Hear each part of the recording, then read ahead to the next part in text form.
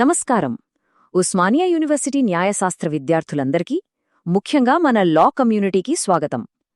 ఈరోజు మనమొక అత్యంత ఆసక్తికరమైన విశ్లేషణను చూడబోతున్నాం. అదే యూనిట్ 2 కన్జ్యూమర్ ప్రొటెక్షన్ లా. ఆధునిక మార్కెట్ మాయాజాలంలో చిక్కుకోకుండా మనల్ని రక్షించే చట్టాల వెనుకున్న అసలు కథను, ఆ న్యాయపరమైన కవచాలను ఈ మాస్టర్ క్లాసులో డీకోడ్ చేద్దాం. సరే, ఇక మాత్రం ఆలస్యం చేయకుండా నేరుగా సబ్జెక్ట్లోకి దూకేద్దాం. ఈరోజు మన విశ్లేషణలో కవర్ చేయబోయే అంశాలు ఇవే. వినియోగదారులకు రక్షణ ఎందుకు అవసరం అనే ప్రాథమిక పాయింట్ దగ్గర మొదలుపెట్టి, ఐక్యరాజ్యసమితి గైడ్లైన్స్, మన దేశంలోని చట్టపరమైన రక్షణలు, కొత్తగా వచ్చిన 2019 కన్జ్యూమర్ ప్రొటెక్షన్ యాక్ట్, మన హక్కులు బాధ్యతలు, మరియు చివరగా న్యాయపరమైన పరిష్కారం ఎలా పొందాలి, ఈ 6 కీలక అంశాలను మనం చకచకా చూసేద్దాం. మొదటి సెక్షన్: ఆధునిక వినియోగదారుడి దుర్బలత్వం. అసలు ఈ చట్టాల అవసరమేమొచ్చింది? ఒక్కసారి ఆలోచించండి. మనమేదైనా వస్తువు కొన్నప్పుడు అది పాడైపోతే షాపు వాళ్లు రీఫండ్ ఇవ్వడానికి నిరాకరించిన సందర్భాలున్నాయా? లేదా ప్యాకెట్ మీద ఉన్న ఎంఆర్పీ కంటే ఎక్కువ డబ్బులడిగారా? ఖచ్చితంగా ఎదురయ్యే ఉంటుంది. సరిగ్గా ఇక్కడే ఒక సాధారణ వినియోగదారుడికి, వ్యాపారికి మధ్య ఉన్న పవర్ బ్యాలెన్స్ ఎంత లోపించిందో మనకు స్పష్టంగా అర్థమవుతుంది. మార్కెట్లో ఎలాంటి మోసాలు జరుగుతాయో మనందరికీ తెలిసిందే. వస్తువుల్లో కల్తీ చేయడం, నాసిరకం సరుకులు అంటగట్టడం, తప్పుడు తూకాలు వాడటం, బ్లాక్ మార్కెటింగ్, అలాగే జనాలను తప్పుదోవ పట్టించే మోసపూరిత ప్రకటనలు, ఇవన్నీ నిత్యకృత్యాలే. మార్కెట్ను కంట్రోల్ చేసే చట్టాలు లేకపోతే లాభాల కోసం వ్యాపారులు జనాలను ఎంతలా దోపిడీ చేస్తారో చెప్పడానికి ఇవే పక్కా నిదర్శనాలు. ఇక రెండవ సెక్షన్లో ఈ సమస్యను ప్రపంచ దేశాలు ఎలా చూశాయో గమనిద్దాం. ఈ గ్లోబల్ స్టాండర్డ్స్ ఎలా వచ్చాయి? 1985లో ఐక్యరాజ్యసమితి జనరల్ అసెంబ్లీ ఒక కీలకమైన తీర్మానాన్ని పాస్ చేసింది. దాన్ని సింపుల్గా చెప్పాలంటే, మార్కెట్లో వ్యాపారులతో పోలిస్తే వినియోగదారులు ఆర్థికంగా, విద్యాపరంగా మరియు బేరసారాలు ఆడే విషయంలో చాలా వెనుకబడి ఉంటారని గుర్తించింది. కాబట్టి వాళ్లను కాపాడటానికి కేవలం మాటలు కాదు, ఒక పటిష్టమైన చట్టపరమైన పాలన అవసరమని ఈ తీర్మానం ప్రపంచానికి గట్టిగా చెప్పింది. దీని హిస్టరీ చూస్తే చాలా ఆసక్తికరంగా ఉంటుంది. 1985లో యుఎన్ మార్గదర్శకాలు వస్తే దాన్ని స్ఫూర్తిగా తీసుకుని వెంటనే 1986లో భారతదేశం తన మొదటి కన్జ్యూమర్ ప్రొటెక్షన్ యాక్ట్ను తీసుకొచ్చింది. ఆ తర్వాత ఈ డిజిటల్ కాలానికి తగ్గట్టుగా భారీ మార్పులు చేస్తూ 2019లో ఒక సరికొత్త అడ్వాన్స్డ్ చట్టాన్ని తీసుకురావడం జరిగింది. మూడవ సెక్షన్: భారతదేశ చట్టపరమైన రక్షణలో. గ్లోబల్ స్టాండర్డ్స్ సరే, మరే మన దేశంలో పరిస్థితేంటి? ఒకే సమగ్రమైన చట్టం రాకముందు మన దేశంలో వినియోగదారులను రక్షించడానికి రకరకాల చట్టాలు ఉండేవి.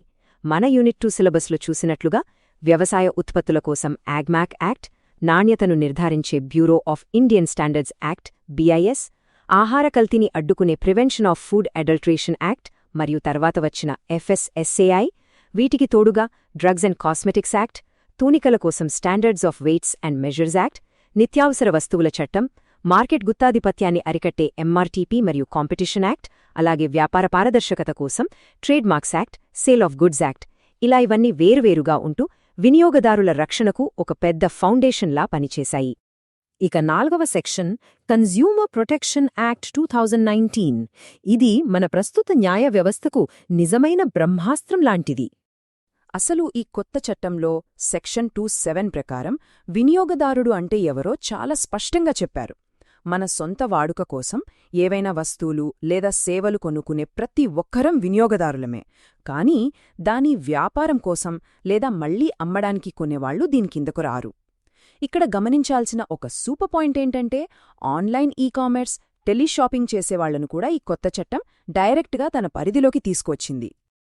పాత రోజుల్లో కేవలం మోసపూరిత ప్రకటనలు, బిల్లులు ఇవ్వకపోవడం లాంటి అన్ఫేర్ ట్రేడ్ ప్రాక్టీసెస్ వరకే చట్టం ఉండేది. కానీ 2019 చట్టం ఒక అడుగు ముందుకేసి అన్ఫేర్ కాంట్రాక్ట్స్ అనే సరికొత్త కాన్సెప్ట్ను తెచ్చింది. అంటే అసలు వస్తువు ఇవ్వకముందే, సేవ అందించకముందే భారీ సెక్యూరిటీ డిపాజిట్లు కట్టమని అడిగే ఏకపక్ష ఒప్పందాల నుండి కూడా ఇది పౌరులకు రక్షణ కల్పిస్తోంది. అంతేకాదు, ఈ చట్టం CCPA అంటే సెంట్రల్ కన్జ్యూమర్ ప్రొటెక్షన్ అథారిటీ అనే ఒక జాతీయ దర్యాప్తు సంస్థను కూడా ఏర్పాటు చేసింది. మార్కెట్లో ఏదైనా హానికరమైన వస్తువుంటే దాన్ని వెనక్కి రప్పించడం, వినియోగదారులకు డబ్బులు వాపసిప్పించడం, తప్పుదోవ పట్టించే ప్రకటనలిస్తే ఏకంగా భారీ ఫైన్లు వేయడం లాంటి సూపర్ పవర్స్ దీనికుంటాయి.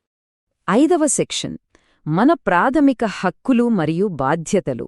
కేవలం చట్టముంటే సరిపోదు కదా, ఆచరణలో మనకు ఏం దక్కుతుందో చూద్దాం.